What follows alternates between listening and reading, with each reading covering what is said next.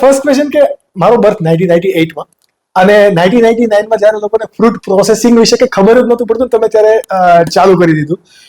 શરૂઆત કઈ રીતે? મારે આખી પ્રોસેસ તમારી સમજવી છે, તમારી જર્ની. એકચ્યુઅલી મેં બેઝિકલી એમએસસી ઓર્ગેનિક કેમિસ્ટ્રીમાં કર્યું અને સુરતથી જ મેં બીએસસી એમએસસી કર્યું. 94માં બીએસસી, 96માં એમએસસી.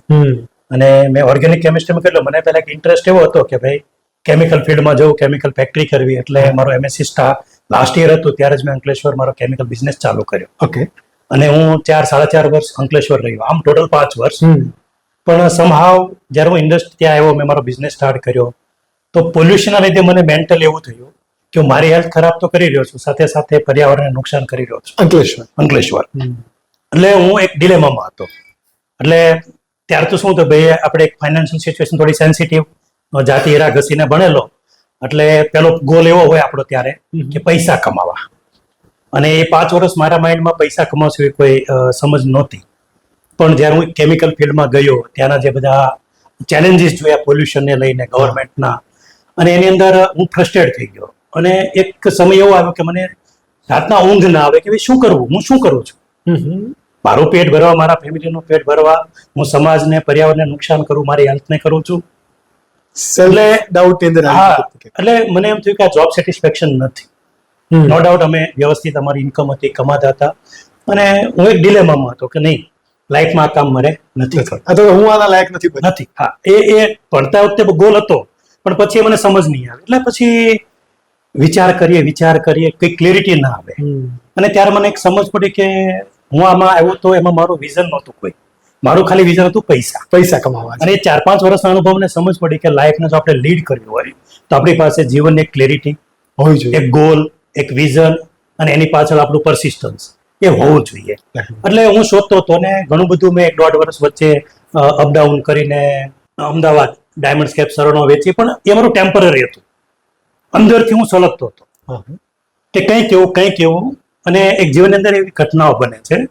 હવે એ ઘટનામાં એક ફેબ્રુઆરી 1999નો એક બનાવ કે વરાછા રોડ ઉપર મારા માસીના ઘરની બહાર એક પાનનું શોપ, ખોડિયાર પાન, અને નિલેશ કરીને મારા જેટલે જ એ મારો ફ્રેન્ડ, અને હોસ્ટેલમાં રહેતો, માસીના ઘરે આવતા જતા, એટલે મારો મિત્ર બની ગયો. મને તૂટી ફૂટી બહુ ભાવ, બીજું કોઈ આદત નહીં, આ દિવસ સુધી નથી, પાન મસાલા કશું. હા, એટલે એમને ત્યાં હું જાઉં એટલે તૂટી ફૂટી ખાયા કરું. મિત્ર મફતમાં ખાવાની, એટલે ડબ્બો મૂકી દે, આપણે ખબર છે પાનમાં નાખવા ડબ્બામાં હોય.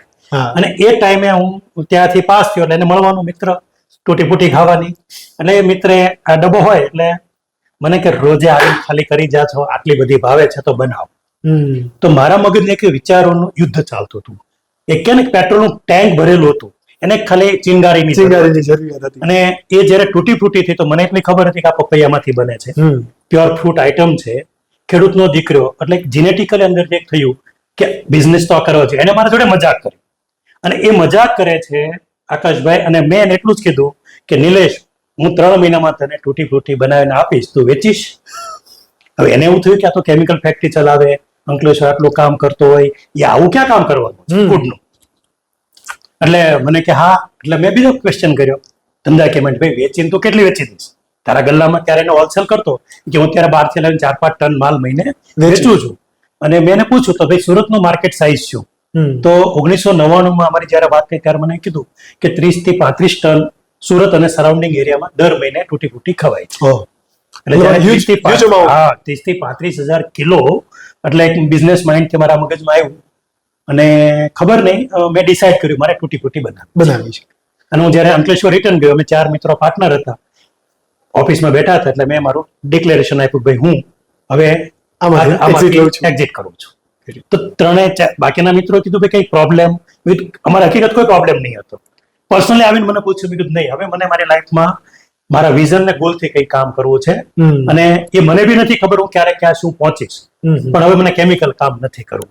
એટલે એ વિચારથી એક તૂટી ફૂટી મને બહુ ભાવે. એ ભાવવાથી મેં શરૂઆત કરી, અને મને માઇન્ડમાં એવું થયું કે જીવનમાં હવે એવું કામ કરીએ કે આ ગમતું કામ કરીએ. ના ખબર પડે તો જે કામ કરીએ એને ગમતું કામ કરતા હતા, એ ગમતું થતું નહોતું. એટલે હવે જે ગમતું હતું એ મેં સિલેક્ટ કરી, અને આ રીતે મેં તૂટી ફૂટી બનાવવાનું ચાલુ કર્યું. અને એ 3 મહિનાની અંદર, એટલે 10 મેએ મેં પહેલી વહેલી 2 ચૂલા, 2 તપેલા, એટલે રોજનું 40 કિલો પ્રોડક્શનથી મેં શરૂઆત કરી. એક નાની રૂમમાં, એટલે 15x20 ની રૂમ, એ માસીના ઘર ઉપર અગાસી ખુલ્લી, તો ત્યાં મેં પતરા નાખીને તૈયારી કરીને આ ચાલુ કર્યું. એટલે જે શરૂઆત કરી એ આ રીતે કરી. પણ હવે તમે સમજો કે જ્યારે બિઝનેસમાં આવીએ તો બીજી તો કંઈ ખબર નહોતી, માઇન્ડમાં એક જ હતું કે હું કરી લઈશ. હવે તમને એમ થાય તમે ક્યાંથી શીખ્યા? ડેફિનેટલી એ જ મારો ક્વેશ્ચન હતો. આ બધું તમે કોઈ નોલેજ તો હતું નતું, તો શીખા કઈ રીતે? હવે અત્યારે તમે બધા છેલ્લા 10-15 વર્ષથી એક બુક વાંચતા છે, ધ સિક્રેટ. The secret. ત્યારે એ બુકનું નામ મને ખબર નહોતી, પણ એ મારા જીવનનો અનુભવ છે કે મેં નક્કી કર્યું મારે તૂટી ફૂટી બનાવવી છે. અને ઈશ્વર જ્યારે તમારો ઈરાદો એકદમ મક્કમ હોય, તમે ફોકસ હો, તમારી જાત ઉપર તમને પૂરો ભરોસો હોય, એટલે છે ને ઈશ્વર પૂરી કાયનાત એ તમને એ દિશામાં લઈ જવા માટે કામે લાગી જાય છે. એ મારા જીવનના દરેક ક્ષણમાં જ્યારથી મેં તાપી ફૂડ પ્રોડક્ટ ચાલુ કર્યું ત્યારથી મારો અનુભવ છે. તો મારી જે આ 26 વર્ષની જર્ની છે, હું તમને આગળ કહેતો જઈશ કે જેવું જેવું મેં વિચારેલું. હવે આ બનાવમાં એવું બને છે કે 15 દિવસ પછી મારે કોઈ નોર્મલ કામથી અમદાવાદ હું જતો, અને મારા એક માસીના દીકરા એને મને એક કામ ચીંધ્યું કે ભાઈ અમદાવાદના નરોડા રોડ ઉપર મારા માટે એક નાનું પ્લાસ્ટિકનું ચૂનાની ટોટી બનાવવાનું મશીન આવે ને લઈ આપજે. એટલે હું અમદાવાદ જતો હતો, એટલે કામ હતું, હું ત્યાં ગયો એટલે જે ભાઈને હું મળ્યો ને, તો એ ભાઈ ચૂલા ઉપર તૂટી ફૂટી બનાવે. ઓકે, જે આપણે કરીએ છીએ. અમરીશભાઈ જૈન નામ. હું ત્યાં ગયો, મશીનનું કામ તો મારું થઈ ગયું. મેં કીધું અમરીશભાઈ મેં આ વિચાર કર્યો છે, મારે તૂટી ફૂટી બનાવી છે. મને કે ઘનશ્યામભાઈ એમાં કાંઈ નથી, મને શીખવાડશો? પછી તો ખુલ્લો પ્રશ્ન કર્યો. મને કે જો આ ચૂલા છે 2, આ કટિંગ મશીન, આ રીતે બાફવાનું, આ કરવાનું, આ ખાંડ નાખો, આ મિક્સ કરો. એવું નહીં, મને તમે એક દિવસ આવીને શીખવાડો, તમને જે કંઈક આવવા જવાનો ખર્ચો હોય. બહુ ભલો માણસ. મને કે ઘનશ્યામભાઈ તમારે બનાવ્યું હોય, હું તમને ત્યારે તમે 1-2 કલાક ઉપર જોઈ લો. તમે કીધું એક દિવસ સુરત આવી જઈશ, પણ મેં કીધું આનું કટિંગ મશીન ક્યાં મળે મને? હવે એમાં હકીકત એ ભાઈ પાસે જૂનો સામાન પડેલો, એના માટે સ્ક્રેપ હતો સારો સામાન, પણ કોઈ લઈ જાય તો એને કામનો નહોતું. એક નાનું કટિંગ મશીન હતું. મને કે આ બધો સામાન તમારે જોતો લઈ જાઓ. કેટલા રૂપિયા? મને કે તમારે જે આપો. તમે કયો? તો કે 50,000 રૂપિયા આપજો એ સામાનના. અને એ 50,000 રૂપિયાની અંદર એ મેં 2 જૂના તપેલા, ચોકી, 2 કેરોસીન વાળા સ્ટવ એ લાવી મેં સ્ટાર્ટ કર્યું. અને ભાઈ 3 દિવસ અહીંયા આવ્યા અને મને શીખવાડ્યું. પણ એ પોતાની એક ટ્રેડિશનલ બનાવતા હતા. એનો માલ જાય, અઠવાડિયામાં ખવાઈ જાય, પાછો ઓર્ડર આવે, અમદાવાદની માર્કેટમાં આપી દે, પાછો બનાવે. એનું સીમિત હતું, નાનું કામ હતું. એટલે ફૂડ સાયન્સ થી કોઈ કામ નહોતા કરતા. અને હું જયારે સાયન્સ નો સ્ટુડન્ટ હતો બેકગ્રાઉન્ડ, એટલે મેં જોયું આ કોઈ પણ પ્રોડક્ટ માર્કેટમાં વેચો તેને સેલ્ફ લાઈફ જોઈએ. એને બનાવી એ પ્રમાણે મેં માલ માર્કેટમાં વેચવાનું ચાલુ કર્યો. તો જેવો હું 15 દિવસ પછી માર્કેટમાં રિપીટ ઓર્ડરમાં જાવ એટલે અડધો માલ ખરાબ થઈ ગયો હોય. ઘનશ્યામભાઈ પાછો લઈ જાઓ, ઘનશ્યામભાઈ પાછો લઈ જાઓ. વેપારી છે આપણે, તો માલ ખરાબ હોય બદલે આપણે લેવો જ પડે. એટલે 2.5-3 વર્ષ સુધી આ ચાલ્યું. અને મહિનાના 1000 કિલો 1500 કિલો એ ટાઈમે 2000 કિલો હું માલને ફેંકતો કચરામાં, જે સિવાય કઈ ગટર કરતો.